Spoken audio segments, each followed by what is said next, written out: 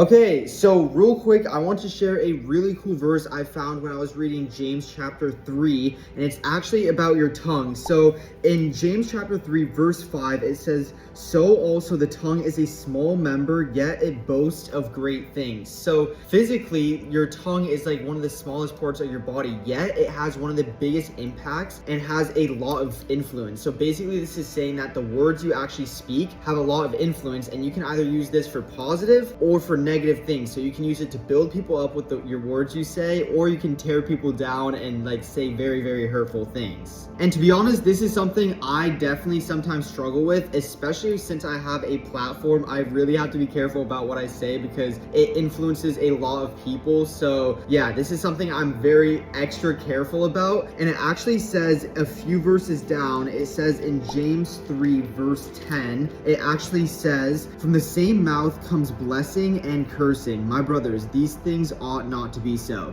So James is basically saying, by the way, this is of course in James is saying that from the same mouth we can say blessings to God but also curse others. So he's basically calling out like how we can be hypocritical, or how we can have like contradictions in things that we say, where we can like be praising God and encouraging others, but then at the exact same time later in the day we can just be like having gossip, speaking down on others, or just like cursing others and just doing bad things. There's actually an illustration of just how big of an impact your words can have, where it says in the rest of James 3 verse 5, it says, "How great a forest is set ablaze by such a small fire." So again, this is basically re-emphasizing that just a few words in like literally one of the smallest parts of your body, your tongue, how huge of an impact they can make. And yeah, this is definitely something you want to make sure that the impact you're making is actually positive and not negative. So one verse I want to actually share for this is Ephesians 4:29.